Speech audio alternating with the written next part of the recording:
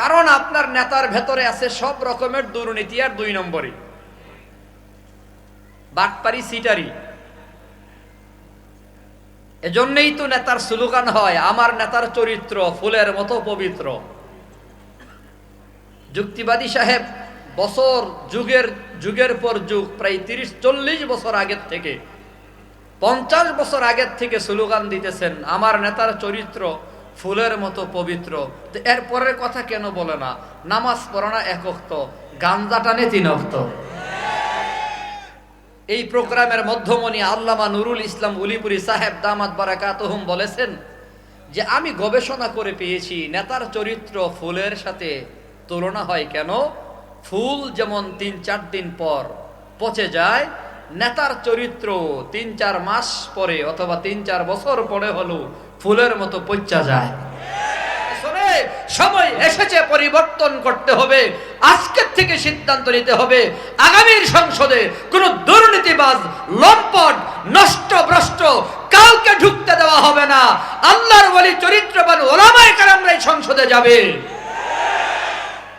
আল্লাহ সেনা প্রধানরে ঘুরাইয়া দিল, সেনা প্রধান নাকের উপর নাক রাইখা, চোখের উপর চোখ রাইখা, বন্দুক বরাবর বন্দুক রাইখা, ভেতরে বহু খেলা হয়েছে। পরে আমরা সব শুনছি, সেনা প্রধান বলে দিয়েছে, দুঃখিত শ্রদ্ধেয়া ম্যাডাম, আপা, মাফ করবেন, আপনার 41 সাল বহুদূর, 41 মিনিট সময় দেওয়ার মতো সুযোগ আমার নাই।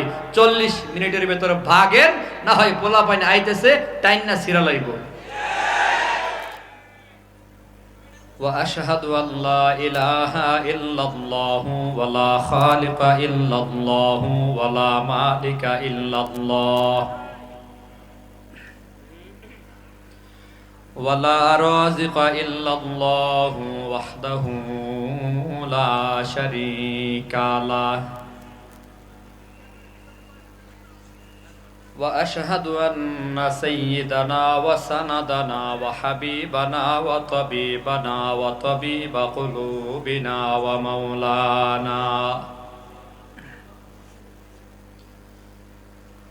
ومولانا محمدا عبده ورسوله صلى الله تعالى عليه وعلى آله وأصحابه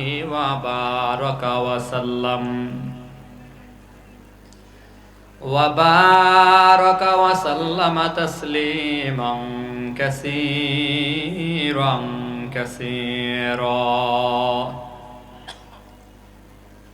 الذي أرسله الله تعالى بالحق بشيرا ونذيرا وداعيا إلى الله بإذنه وسراجا منيرا أما بعد فأعوذ بالله من الشيطان الرجيم بسم الله الرحمن الرحيم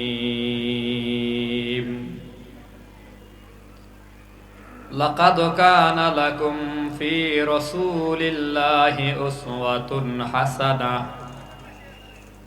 فقد قال النبي صلى الله عليه وسلم إنما بعثت لأتمم مكارم الأخلاق أو كما قال النبي عليه الصلاة والسلام صدق الله العظيم وصدق رسوله النبي الكريم ونحن على ذلك من الشاهدين والشاكرين والحمد لله رب العالمين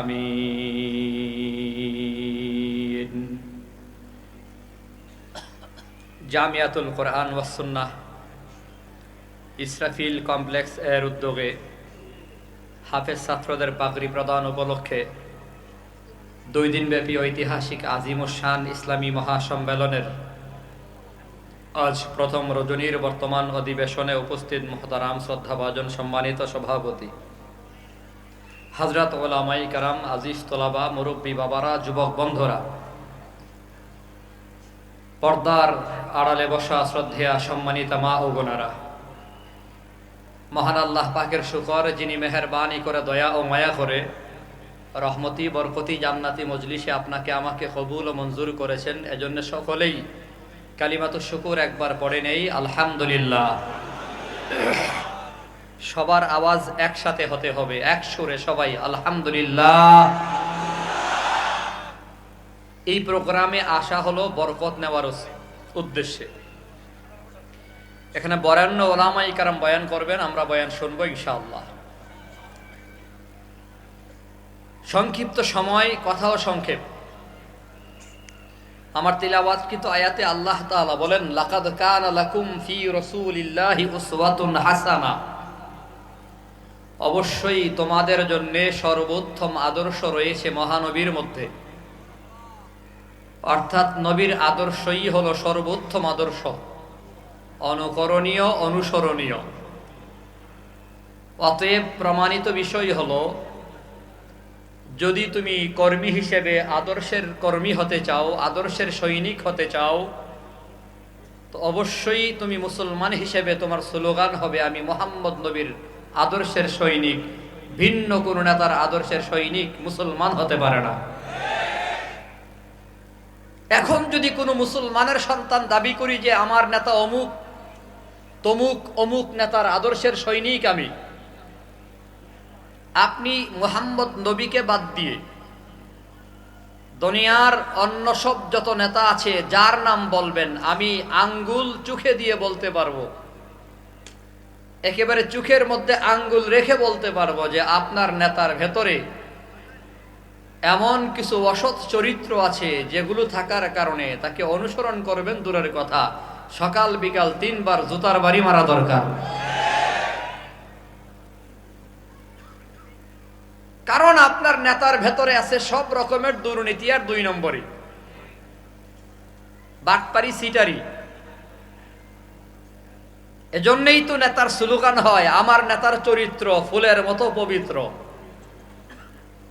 যুক্তিবাদী সাহেব বছর যুগের পর যুগ, প্রায় 30-40 বছর আগের থেকে, 50 বছর আগের থেকে স্লোগান দিতেছেন, আমার নেতার চরিত্র ফুলের মতো পবিত্র। তো এর পরের কথা কেন বলে না? নামাজ পড়ে না 1 ওয়াক্ত, গাঞ্জা টানে 3 ওয়াক্ত। এমন নেতা সমাজে আছে না নাই? নেতার চরিত্র ফুলের সাথে তুলনা করা হলো। ফুলের সাথে তুলনা করা হলো কেন? এই ইকু বন্ধ করে। খতিব জামান, তরজমানে আহলে সুন্নাত ওয়াল জামাত, এই প্রোগ্রামের মধ্যমণি আল্লামা নুরুল ইসলাম উলিপুরি সাহেব দামাত বারাকাতুহুম বলেছেন যে আমি গবেষণা করে পেয়েছি নেতার চরিত্র ফুলের সাথে তুলনা হয় কেন। ফুল যেমন 3-4 দিন পর পচে যায়, নেতার চরিত্র 3-4 মাস পরে অথবা 3-4 বছর পরে হলো ফুলের মতো পচা যায়। বিগত দিনের প্রমাণ আছে না নাই? বিগত দিনের প্রমাণ আছে। এজন্যই আদর্শের সৈনিক হলে মুহাম্মদ নবীর আদর্শের সৈনিক হতে হবে। তাহলে অন্তত মুসলমানের স্লোগান হবে, আমরা সবাই রসুল সেনা, ভয় করি না বুলেট বোমা। এই স্লোগান থাকবে তো ইনশাআল্লাহ? আমরা সবাই কার সেনা? জোরে বলেন, কার সেনা? বলেন, আমরা সবাই রসুল সেনা, ভয় করি না বুলেট বোমা। মহানবীর আদর্শের সৈনিক আমরা। একজন মানুষের আদর্শকে ফলো করা যায় কখন? উলামায়ে কেরাম বলে, একজন মানুষের ভেতরে অন্তত 4টি গুণের কোনো একটা গুণ যদি থাকে, মানুষ তারে ফলো করে। কয় গুণের? 4 গুণের কোনো একটা গুণ যদি কারো মধ্যে থাকে, মানুষ তারে ফলো করে। নাম্বার 1, কেউ যদি খুব সুন্দর হয়, সুন্দর মানুষের ফলোয়ার আছে না নাই? নায়ক নায়িকাদের ফলোয়ার আছে না নাই? তাদের পেজে লক্ষ লক্ষ ফলোয়ার। বডি সুন্দর, চেহারা সুন্দর, সুন্দরী, এজন্য তাদের ফলোয়ার আছে। তো সুন্দরের একটা কদর আছে দুনিয়ার ভেতরে। নাম্বার 2, কেউ যদি খুব ধনী হয়, বিশিষ্ট শিল্পপতি, ধনী মানুষের কদর সম্মান আছে না নাই? নাম্বার 3, কেউ যদি খুব বুজুর্গ হয়, আল্লাহওয়ালা হয়, আল্লাহর সাথে যার কানেকশন ভালো হয়, ওই বুজুর্গের মান মর্যাদা সম্মান ইজ্জত আছে না নাই? নাম্বার 4, কারুর চরিত্র যদি ভালো হয়, আখলাক আচার আচরণ যদি ভালো হয়, ব্যবহার যদি ভালো হয়, তো মানুষ তারে পছন্দ করে। ব্যবহার যার ভালো, আখলাক যার ভালো, তারও একটা কদর সম্মান আছে না নাই? এই 4 গুণ আপনার আমার নবীর ভেতরে কমপ্লিট পরিপূর্ণ আছে কি নাই? বলেন, আমার নবীর চেয়ে বেশি সুন্দর আর কেউ আছে? হ্যাঁ, দুনিয়ার ভেতরে আর কোনো সুন্দর আছে? আল্লাহ আর কোন এমন সুন্দর করে কাউরে বানাইছে? ইউসুফ নবী পৃথিবীর অর্ধেক রূপের অধিকারী, অর্ধেক সুন্দর। জালালাইন শরীফ যখন পড়ি, উস্তাদকে জিজ্ঞাসা করেছিলাম, হুজুর ইউসুফ নবী পৃথিবীর অর্ধেক রূপের অধিকারী, অর্ধেক সুন্দর, তো আমাদের নবী কেমন সুন্দর ছিল? 2টা শব্দে জবাব দিয়েছেন উস্তাদে মুহতারাম আব্দুল মালেক সাহেব দামাত বারাকাতুহুম। তিনি 2টা শব্দে জবাব দিয়েছেন, ইউসুফ নবী হচ্ছে জামাল, আপনার আমার নবী হচ্ছেন কামাল। ইউসুফ নবী সুন্দর, আর মহানবী মোহাম্মদ নবী হলো পরিপূর্ণ সুন্দর। জামাল আর কামাল।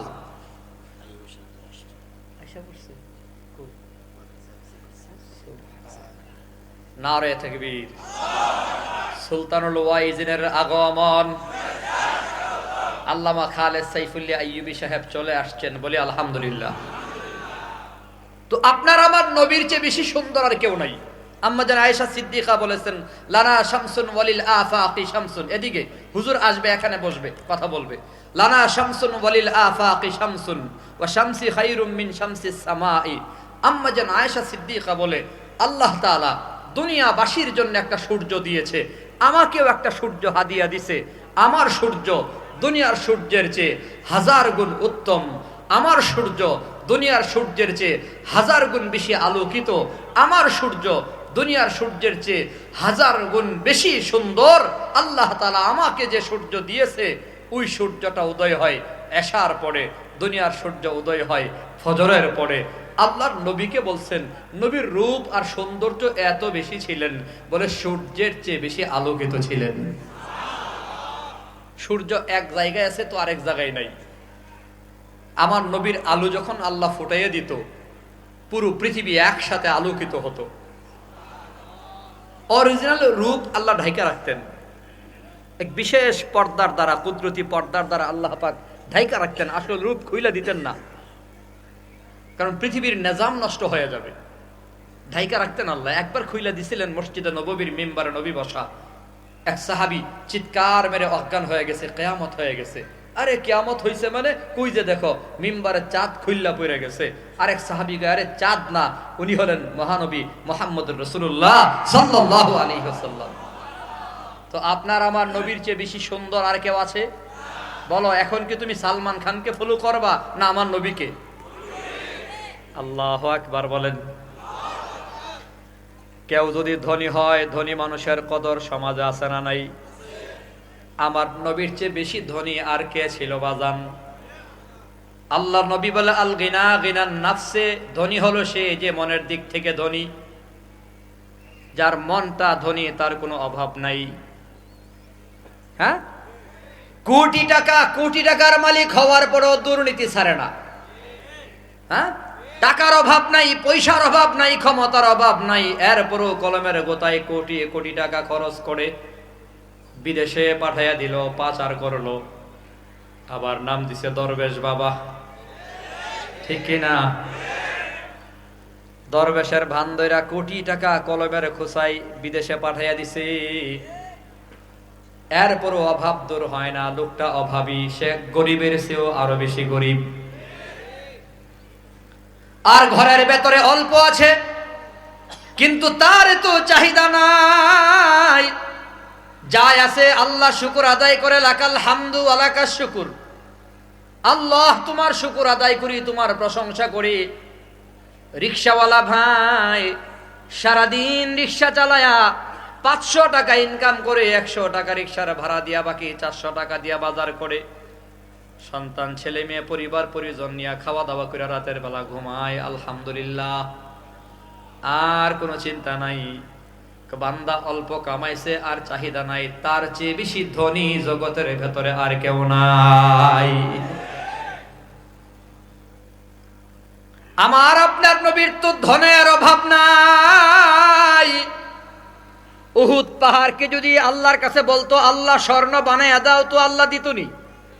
কথা কয় না, দিতনি? আল্লাহ আল্লাহর কাছে চাইলে আল্লাহ উহুদ পাহাড়টাকে স্বর্ণ বানায়া দিত। তার মানে আমার নবীর চেয়ে বেশি ধনী আর কেউ নাই। কেউ যদি বুজুর্গ হয়, বুজুর্গ হলেও মানুষ তারে মোহাব্বত করে ভালোবাসে। শাইখুল ইসলাম মুহাম্মদ শফি রহমাতুল্লাহি আলাইহির জন্য জীবন দিতে মানুষ প্রস্তুত। শাইখুল হাদিস ইবনে শাইখুল হাদিস আল্লামা মামুনুল হকের ইজ্জত বাঁচাবার জন্য জীবন দিতে প্রস্তুত। এমন মুহিব্বিন সমাজে আছে না নাই? সুলতানুল ওয়াইজিন খালেদ সাইফুল্লাহ আইয়ুবী দামাত বারাকাতুহুমের নির্দেশ পালনে জীবন দিতে প্রস্তুত এমন সৈনিক আছে না নাই? আরে শাইখুল হাদিস আল্লামা মামুনুল হকের এত ভক্তি কেন?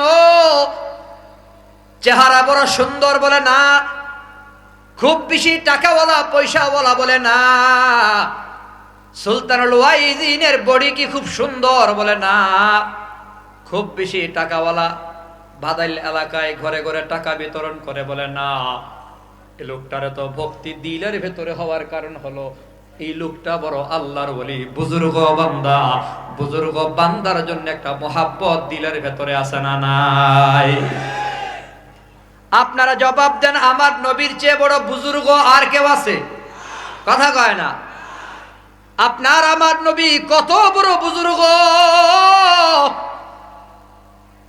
হযরত আবু হুরায়রা একবার নবীর দরবারে বলি, ইয়া রাসূলুল্লাহ,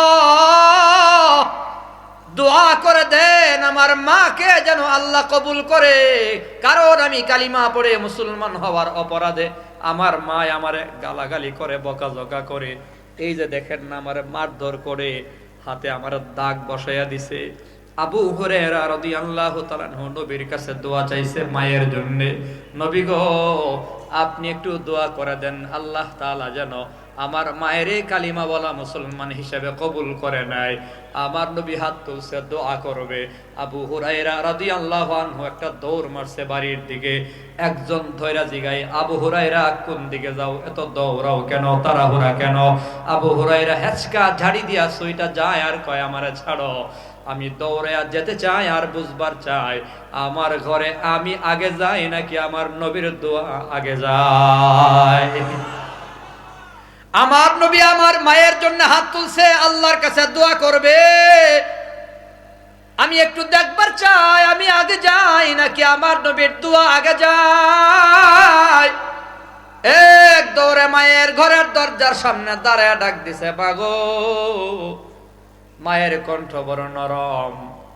আবু হুরায়রা, কোথায় রে বাবা, সারাদিন কোথায় আছিলি, খাওয়া দাওয়া হইছিনি?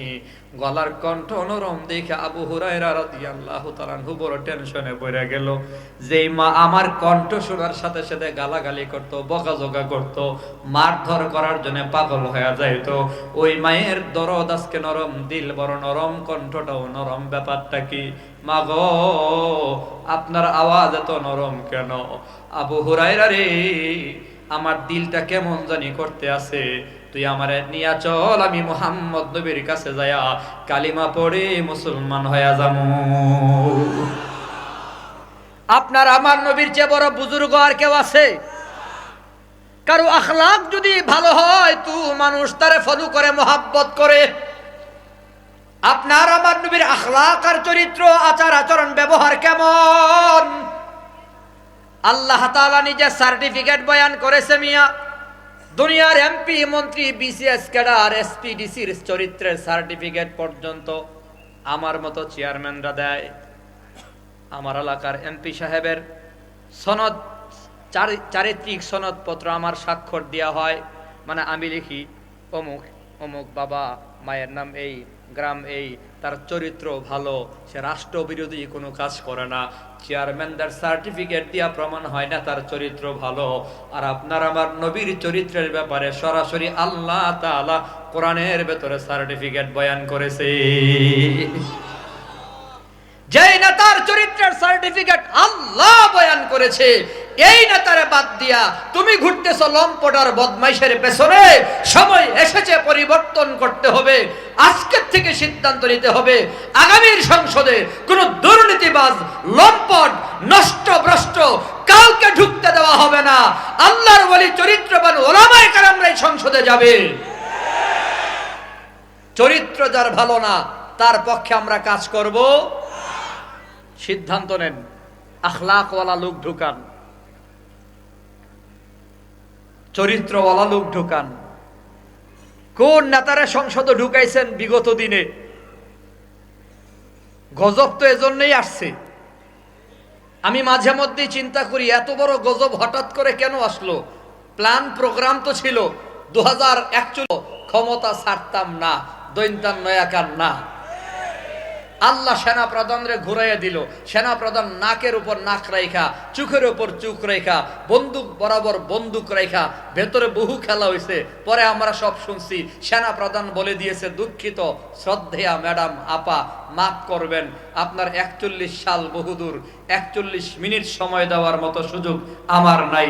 40 মিনিটের ভেতরে ভাগেন, না হয় পোলাপাইন আইতেছে, টাইম না সিরা লাইব। কয় মিনিট? কথা কয় না।